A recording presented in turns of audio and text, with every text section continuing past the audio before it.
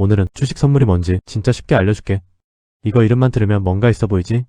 선물이라고 하니까 처음 듣는 사람은 이런 생각부터 하게 돼. 선물? 무슨 주식을 미래에 선물로 주는 건가? 아니야. 그 선물이 아니야.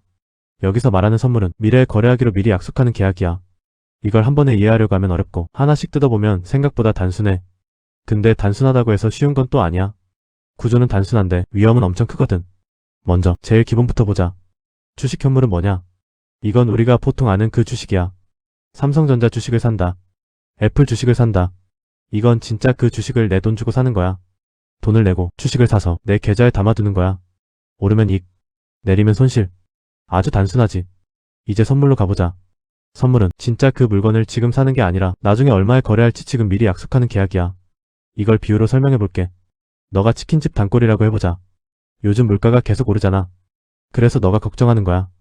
지금 치킨 한 마리에 23,000원인데 한 달 뒤에는 28,000원 되는 거 아니야? 그래서 사장님한테 말하는 거야. 사장님, 나 한 달 뒤에 치킨 먹을 건데 지금 미리 약속하자. 한 달 뒤에도 23,000원에 주세요.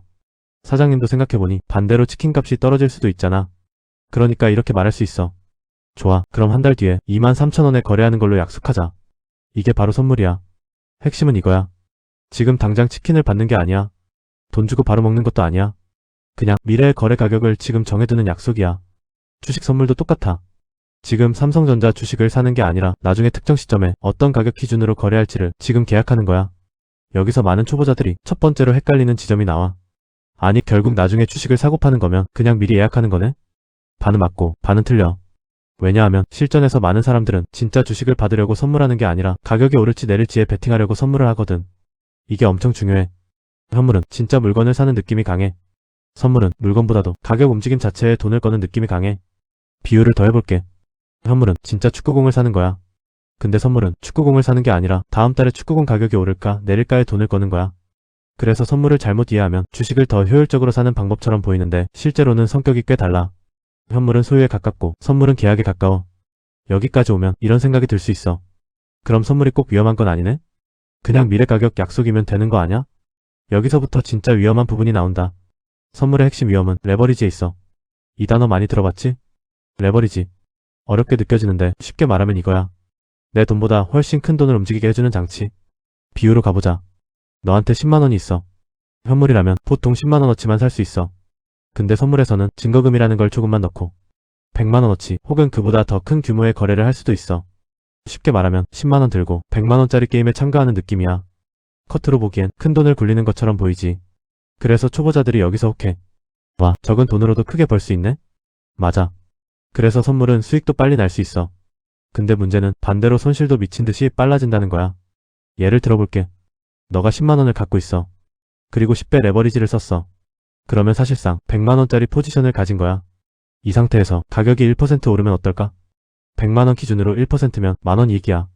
내 원금은 10만원이니까 원금 대비 10% 먹은 셈이야. 사람들이 여기서 환호해. 와, 주가 1% 움직였는데 내 돈은 10% 불었네? 그래서 선물이 무서운 거야. 좋은 쪽으로 보면 작은 움직임에도 수익이 크게 나. 근데 반대로 생각해봐. 가격이 1% 내리면? 100만원 기준으로 1% 손실. 즉 만원 잃는 거야. 내 원금은 10만원이니까 원금의 10%가 날아간 거지. 가격이 5%만 반대로 가면 원금의 절반이 날아갈 수도 있어. 가격이 10% 가까이 반대로 가면 사실상 끝나는 거야. 이게 바로 하이리스크 하이리턴의 정체야. 많은 사람들이 하이리턴만 보고 들어가. 빨리 벌 수 있다. 이 문장에만 꽂혀. 근데 그 문장 뒤에는 항상 이 말이 숨어 있어. 빨리 잃을 수도 있다. 그리고 대부분 초보자들은 하이리턴보다 하이리스크를 먼저 맞아. 왜냐하면 시장이라는 게 내가 생각한 대로만 움직이지 않거든. 주식이 오를 것 같아서 샀는데 갑자기 떨어질 수도 있고 떨어질 것 같아서 매도했는데 갑자기 반등할 수도 있어. 현물에서는 틀리면 그냥 참고 기다릴 수라도 있어. 예를 들어 내가 삼성전자 현물을 샀는데 조금 떨어졌어. 그럼 보통 이런 선택이 가능하지. 일단 들고 있어 볼까? 장기적으로 기다려볼까? 배당도 받고 버텨볼까? 근데 선물은 이게 잘 안 돼. 왜냐면 시간이 내 편이 아닐 때가 많고 레버리지가 걸려 있어서 작은 하락도 큰 손실이 되기 때문이야. 쉽게 말하면 현물은 비 맞으면서 천천히 집에 걸어가는 느낌이야. 좀 불편하지만 견딜 수 있어. 근데 선물은 오토바이 타고 폭우속을 달리는 느낌이야. 조금만 미끄러져도 크게 다쳐. 속도가 빠른 대신 실수허용 범위가 엄청 좁아. 이제 여기서 증거금이라는 개념도 알아야 해. 선물은 전액을 다 내고 거래하는 게 아니라고 했지? 일부 돈만 맡기고 거래한다고 했잖아. 그 맡기는 돈이 바로 증거금이야. 쉽게 말하면 보증금 같은 느낌이야. 나 이 계약 진짜 할 거예요 하고 일부 돈을 먼저 넣는 거지. 근데 초보자들이 자주 착각하는 게 있어. 일부만 내니까 부담이 적네? 아니야, 이게 오히려 더 위험한 포인트야. 왜냐하면 적은 돈으로 큰 거래를 하니까 가격이 조금만 흔들려도 내 보증금이 순식간에 녹아버릴 수 있어. 이걸 또 비유해볼게. 너가 방 하나 월세로 빌리는데 보증금 100만 원 내고 들어갔다고 해보자. 근데 갑자기 계약 구조가 이상해서 집값이 조금만 흔들려도 보증금이 바로 깎여나가는 시스템인 거야. 보통 사람은 보증금은 그냥 맡겨두는 돈이라고 생각하지. 근데 선물에서는 그 증거금이 실시간으로 다를 수 있어. 그래서 계좌를 보면 숫자가 생각보다 엄청 빨리 흔들려. 오를 때는 짜릿하지. 내릴 때는 공포야. 그리고 여기서 나오는 게 유지 증거금이야. 이건 뭐냐면 최소한 이 정도 돈은 계좌에 있어야 해라는 기준이야. 쉽게 말해서 거래소가 정해놓은 생존선 같은 거야. 너 계좌가 너무 많이 깎여서 이 생존선 아래로 내려가면 거래소는 이렇게 생각해. 이 사람 더 버티게 하면 돈을 못 갚을 수도 있겠네? 그래서 바로 개입해. 그게 바로 강제 청산이야. 이건 선물에서 진짜 제일 무서운 개념 중 하나야. 강제 청산을 쉽게 말하면 내가 스스로 손절하는 게 아니라 거래소가 그냥 내 포지션을 강제로 없애버리는 거야. 비유를 해볼게. 너가 놀이공원에서 엄청 빠른 롤러코스터를 타고 있어. 무서워도 중간에 저 내릴 기호가 잘 안 되지. 근데 선물은 더 심해. 너가 버티고 싶어도 어느 순간 직원이 와서 여기서 끝입니다 하고 강제로 내려버리는 느낌이야. 그것도 내가 원하는 가격이 아니라 시장 상황에 맞춰 거의 즉시 처리돼. 그래서 초보자들이 많이 하는 말이 이거야. 아니, 조금만 더 버티면 반등했을 텐데. 근데 선물에서는 그 조금만 더가 허락되지 않는 경우가 많아. 현물은 물려도 들고 있을 수 있지만 선물은 물리면 퇴장당할 수 있어. 이 차이가 엄청 크다.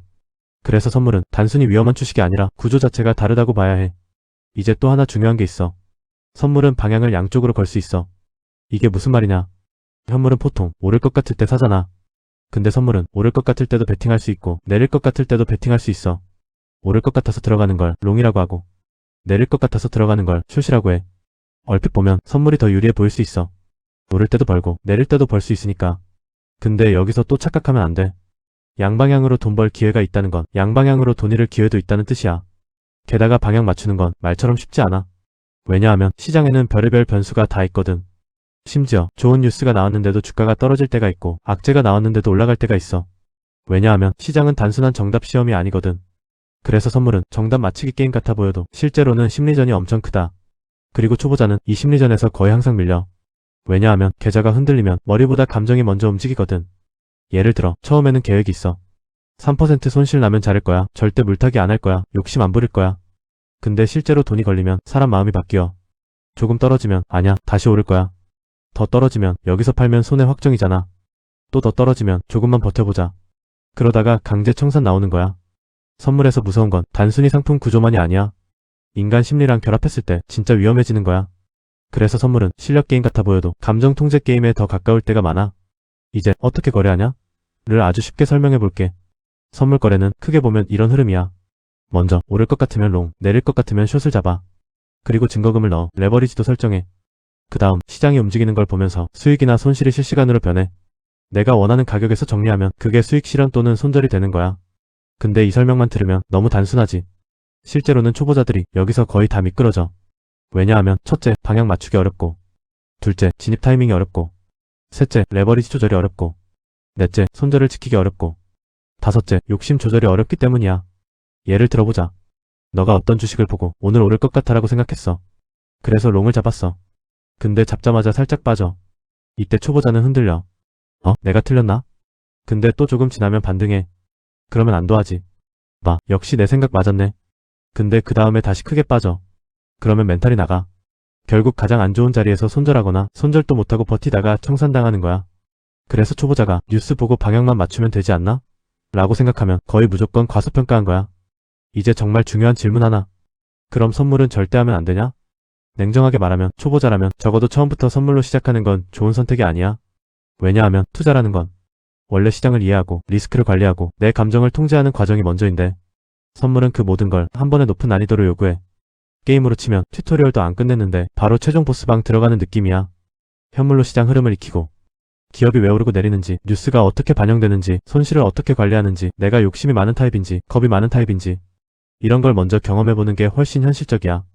마지막으로 오늘 내용 진짜 핵심만 정리해줄게. 주식 선물은 지금 주식을 사는 게 아니라 미래 가격을 기준으로 거래하기로 약속하는 계약이야. 현물은 진짜 주식을 사는 거고 선물은 가격 방향에 베팅하는 성격이 더 강해. 선물은 증거금만 넣고 더 큰 금액을 움직일 수 있어서 레버리지가 붙어. 그래서 조금만 맞아도 수익이 크게 날 수 있어. 근데 조금만 틀려도 손실이 엄청 커질 수 있어. 게다가 손실이 커지면 강제 청산 때문에 내가 버티고 싶어도 버티지 못하고 게임이 끝날 수 있어. 그래서 선물은 하이 리턴이라기보다 하이 변동성, 하이 위험이라고 보는 게 더 정확해. 유익한 채테크 정보 계속 원하면 구독, 좋아요, 알림 설정 해두자. 지금까지 채테크 유치원이었어.